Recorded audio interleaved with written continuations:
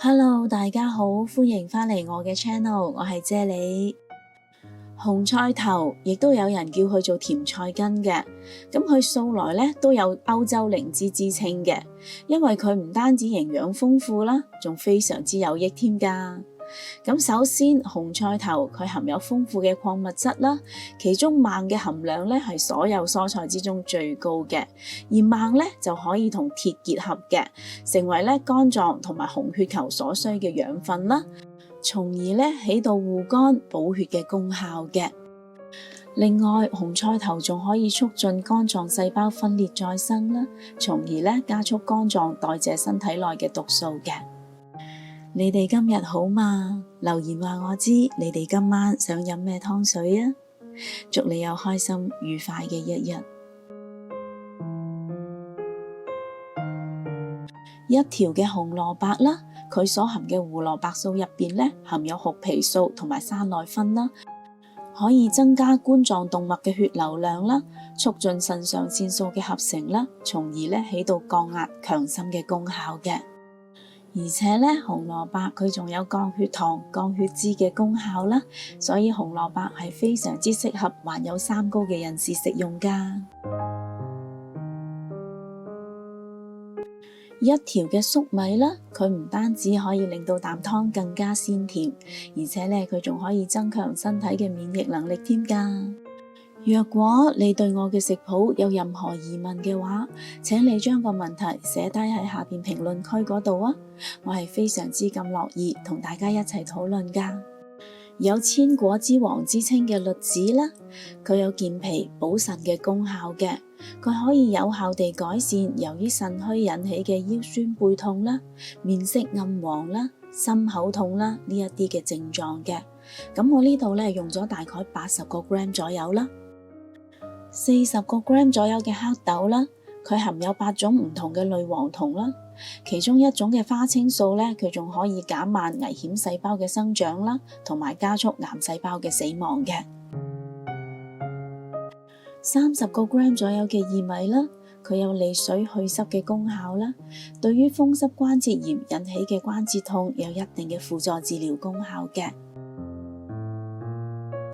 30個 gram 左右嘅熟薏米，佢有清熱疏肝、健脾止瀉嘅功效嘅，尤其咧適宜夏天用嚟煲湯或者煲水飲嘅。100個 gram 左右嘅腰果啦，佢含有大量嘅不飽和脂肪酸，可以幫助降低膽固醇，從而可以降低患上膽結石嘅機率嘅。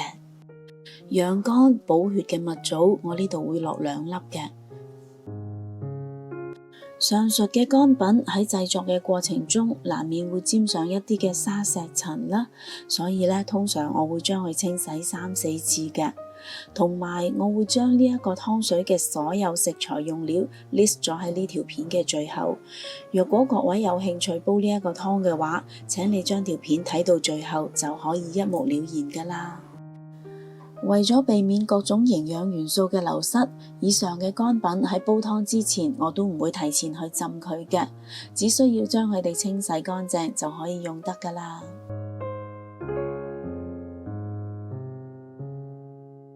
為咗令到個湯不寒不燥，我會加多20個 gram 左右嘅薑片落嚟嘅。今日我會用明火嚟煲湯啦，所以我會加入3 lit 至3.5 lit 左右嘅清水落個湯煲度啦。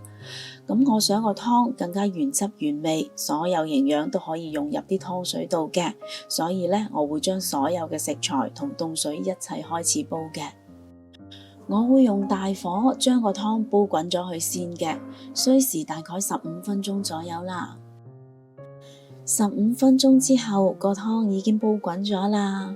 而家啲湯嘅顏色係酒紅色㗎，係咪好靚呢？提一提大家，若果你都想個湯更加鮮甜濃郁嘅話，咁喺轉咗細火之後就唔好再搞啲湯啦，直到個湯煲好咗先至再搞佢。咁我而家就用細火將個湯再煲90分鐘啦。哇，好香啊！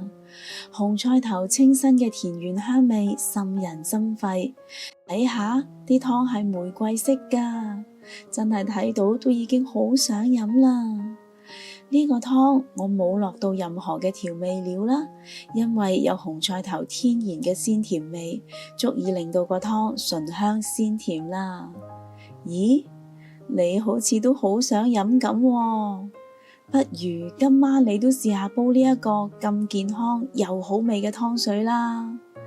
若果你都鍾意我嘅食譜，請你俾 like 同埋留言話我知啦。記得訂閱我嘅 channel， 順便撳埋隔離個鐘仔啦。多謝晒你嘅收睇，我哋下一個食譜再見啦，拜拜。